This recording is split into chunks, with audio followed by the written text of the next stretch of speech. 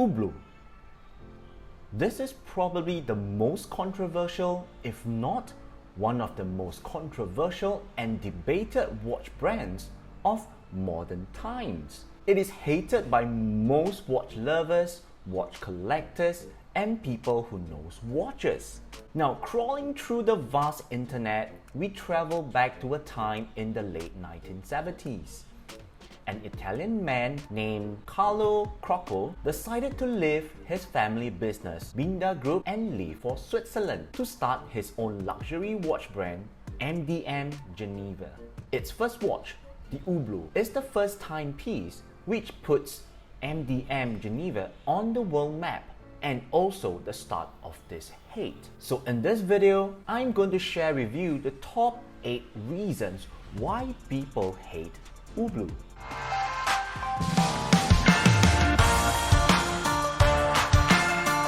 Hublot timepiece launched in 1980 is indeed industry changing, as it is the first watch which successfully combines 18-karat gold watch casing with rubber strap. If not for Carlo's persistence and perseverance, rubber strap will never be a staple today in the watch universe.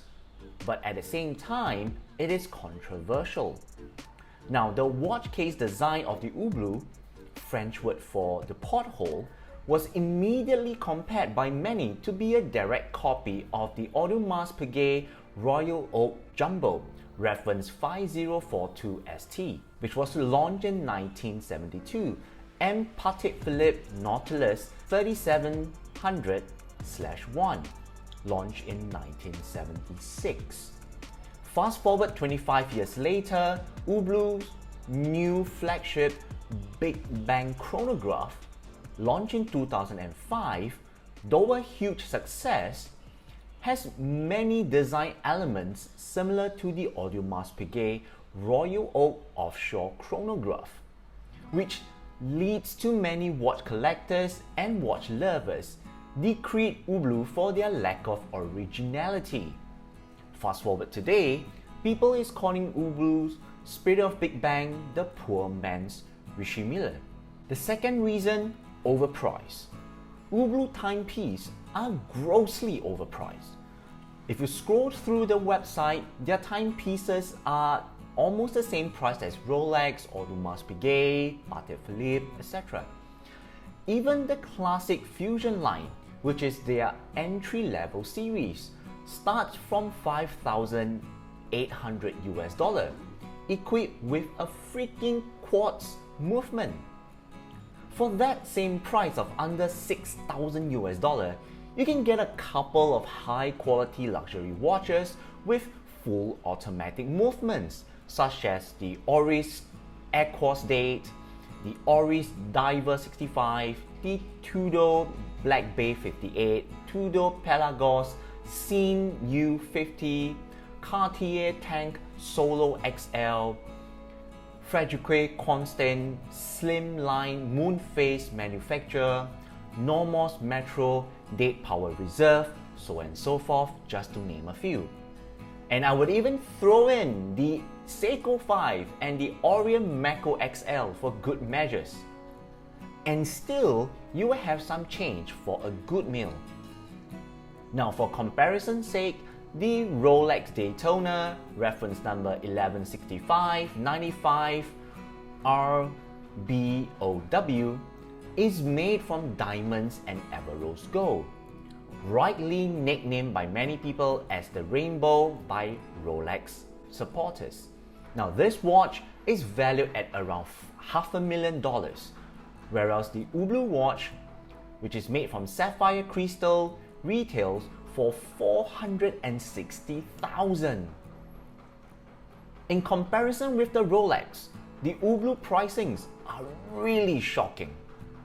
And this just doesn't sit well with watch lovers and watch collectors. Reason number 3, generic watch movements. According to Hublot, they have their own in-house movements known as the Unico. And this is Hublot's very first in-house movement, released back in 2010. Before then, Hublot used movements from other watch manufacturers, such as ATA and Sellita, and Hublot still does for many of their watches. But is that what really annoys watch lovers? Well, the answer is no. Many of them feel that the price which Hublot charges and the fact that they say they are one of the top Swiss luxury watchmakers, they really should have been making all their own movements and not just use generic movements from large Swiss watch manufacturers like ATA to power their watches. How can they say that they are a luxury Swiss watchmaker yet not make the movements that go inside their luxury overpriced watches? Reason number 4, design.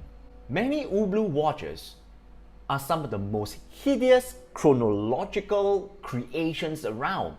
Their LaFerrari watch is one of the standout, ugly Hublot watches to date. It is a watch which was clearly inspired by the Ferrari car engine, making it not only ugly but difficult to read and function as a watch. Having said that, of course not all Hublot watches look like that. The classic Fusion has a very simple and clean design. Yet, still, the most entry-level Hublot watches is often mocked by watch nerds for its design. Even the Big Bang chronograph didn't get a free pass. Reason number 5, size. Hublot watches are huge and very in your face.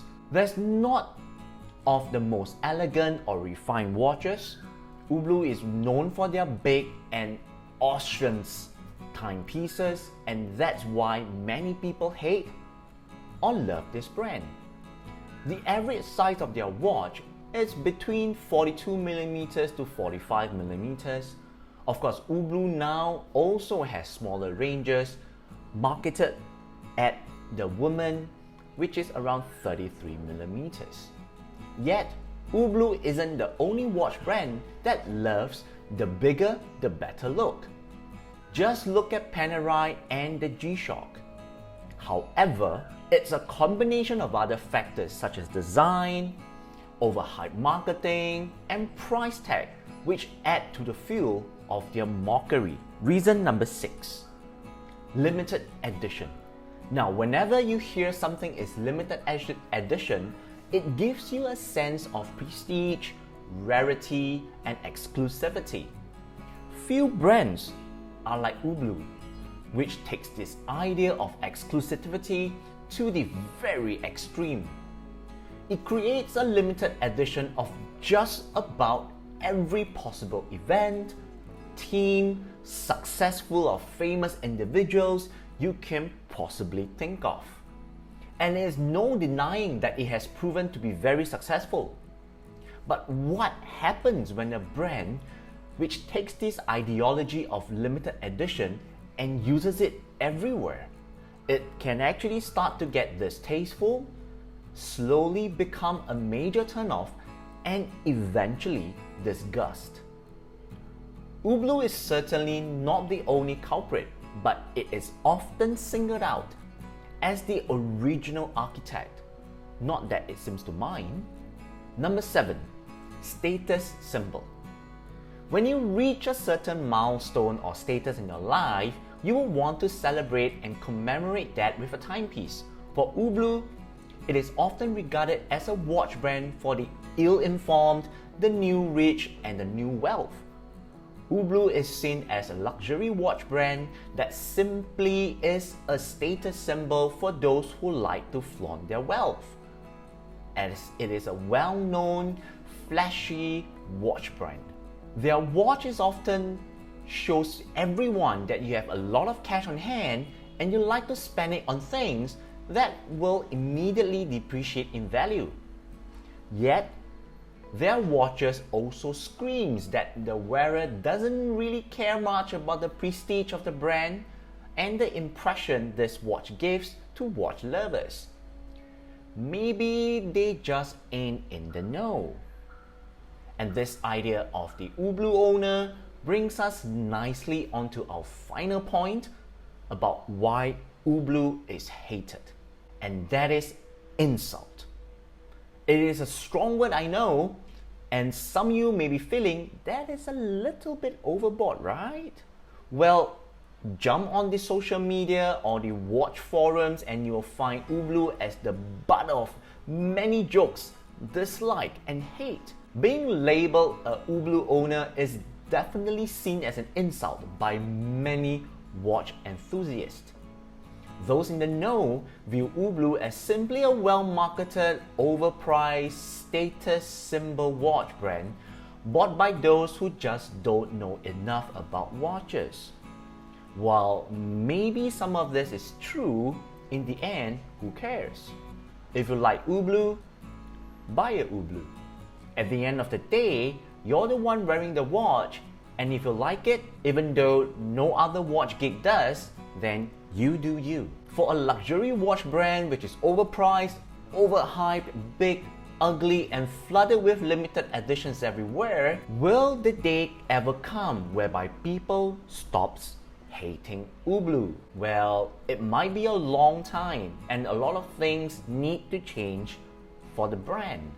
However, they doesn't seem to care because they know their target audience and they know very well how to market to them. They don't need to be loved by the die-hard watch fans, they just need to be loved by their own die-hard fans. And there you have it. This is my personal sharing of the top 8 reasons why Ublu is hated. If you feel that you want to find out whether Ublu is worth it, click on the next video. And don't forget to smash the thumbs up button, subscribe to my channel if you haven't, and share this video with all your friends who are into watches. My name is Johnny, and I'll see you in the next one. Bye bye!